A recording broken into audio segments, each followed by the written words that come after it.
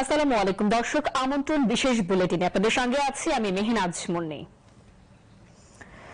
অন্তর্বর্তীকালীন সরকারের প্রধান উপদেষ্টা প্রফেসর মোহাম্মদ ইউনূসের রাজধানীর Gulshan model high school and college কেন্দ্রে ত্রয়োদশ জাতীয় সংসদ নির্বাচন ও গণভোটে ভোট প্রদান করেছেন।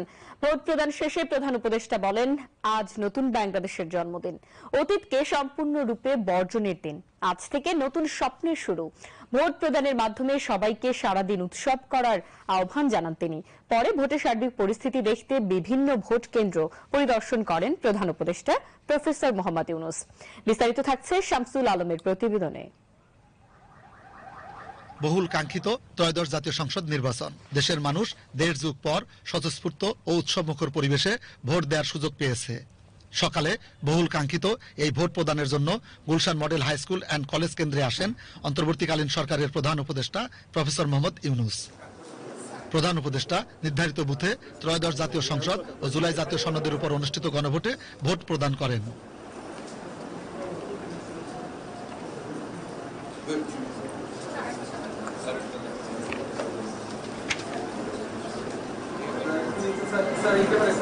ভোট প্রদান শেষে প্রফেসর মোহাম্মদ ইউনূস উপস্থিত সাংবাদিকদের বলেন, আজ নতুন বাংলাদেশের জন্মদিন, অতীতকে সম্পূর্ণরূপে বর্জনের দিন, আজ থেকে নতুন স্বপ্নের শুরু। আজকে নতুন বাংলাদেশের জন্মদিন, সারা দিন ব্যাপী আমরা এই জন্মদিন উৎসব পালন করব। এটার মাধ্যমে আজকে যে প্রক্রিয়া এখান থেকে শুরু হলো, এর মাধ্যমে আমরা অতীতকে বর্জন করলাম। যেসব দুঃস্বপ্নময় অতীত ছিল সেই অংশ আমরা সম্পূর্ণরূপে বর্জন করলাম। আজকে থেকে আমরা প্রতিটি পদে নতুন বাংলাদেশ সৃষ্টি করার সুযোগ পেলাম। আজকে জন্মদিন পালন করি, আমরা সারাদিন ব্যাপী উৎসব করি, সবাই মিলে, জাতির সবাই মিলে উৎসব করি। এবং এটা নিশ্চিত হবে গণভোটটা দিয়ে। প্রার্থীর জন্য আমরা ভোট দিলাম, সেটা খুব গুরুত্বপূর্ণ, কিন্তু গণভোটটা খুবই গুরুত্বপূর্ণ। সারা বাংলাদেশ পাল্টে যাবে।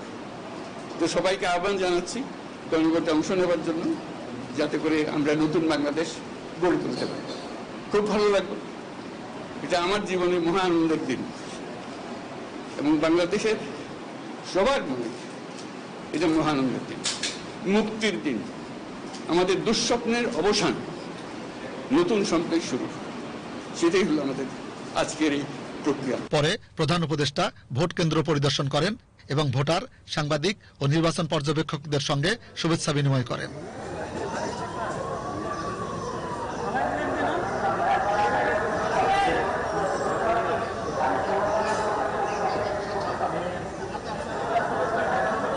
প্রধান উপদেষ্টা নির্বাচনের সার্বিক পরিস্থিতি ঘুরে দেখতে Gulshan model high school and college কেন্দ্র থেকে সরাসরি যান রাজধানীর বাড্ডা হাই স্কুল ভোট কেন্দ্র ও মিরপুর SOS হারমেন মেইনার কলেজ ভোট কেন্দ্রে।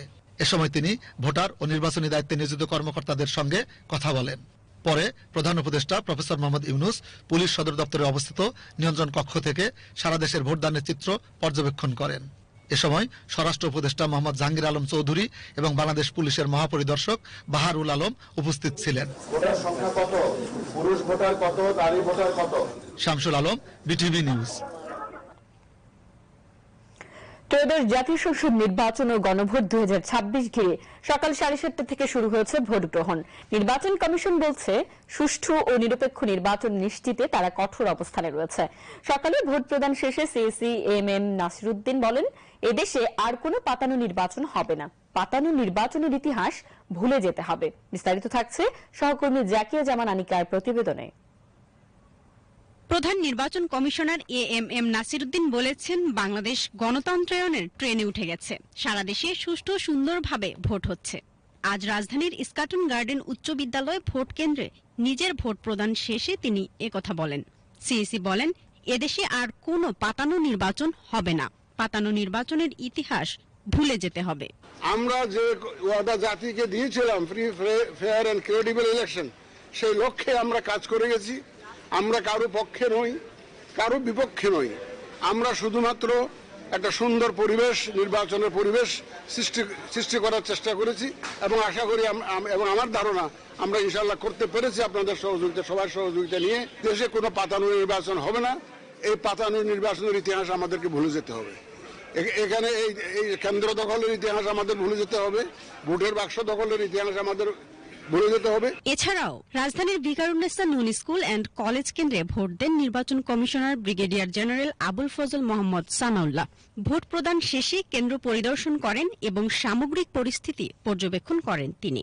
সাংবাদিকদের সঙ্গে আলাপকালে তিনি জানান, এখন পর্যন্ত দেশের কোথাও ভোটে বাধা দেওয়ার কোনো অভিযোগ কমিশনের কাছে পৌঁছায়নি। নির্বাচন কমিশন সারা দেশ থেকে তথ্য সংগ্রহ করছে এবং পরিস্থিতি নিবিড়ভাবে মনিটর করছে। যদি কেউ কোনো অসৎ উদ্দেশ্য নিয়ে টাকা ব্যবহার করতে চায়, তারা সতর্ক হয়ে গেছেন, আমি শিওর যে এখানে কাউকে ছাড় দেওয়া হবে না। এবং কেউ যদি ভেবে থাকেন যে ভোট কিনবেন, আমার মনে হয় না এবারে সেই প্রয়াস বা উদ্যোগ সফল হবে। তিনি জানান, একটি অবাধ ও বিশ্বাসযোগ্য নির্বাচনই দেশের গণতান্ত্রিক ভিত্তিকে আরও শক্ত করবে এবং ভবিষ্যৎ প্রজন্মের জন্য ইতিবাচক দৃষ্টান্ত স্থাপন করবে। জাকিয়া জামান আনিকা, বিটিভি নিউজ, ঢাকা। সকাল 7:30 থেকে একযোগে 299টি আসনে শুরু হয়েছে ভোট গ্রহণ। দুপুর 12টা পর্যন্ত 32,789 কেন্দ্রে ভোট প্রদানের হার 32.88% বলে জানিয়েছেন নির্বাচন কমিশনের সিনিয়র সচিব আখতার আহমেদ। তিনি আজ রাজধানীর আগারগাঁওয়ে নির্বাচন ভবনের সাংবাদিকদের ব্রিফিং কালে এই কথা জানান। নির্বাচন কমিশনের সিনিয়র সচিব জানান, কিছু বিচ্ছিন্ন ঘটনার খবর পাওয়া গেছে। আইন শৃঙ্খলা বাহিনী তাৎক্ষণিক ব্যবস্থাও নিয়েছে, তবে এখন পর্যন্ত কোনো ভোট কেন্দ্রে ভোট স্থগিত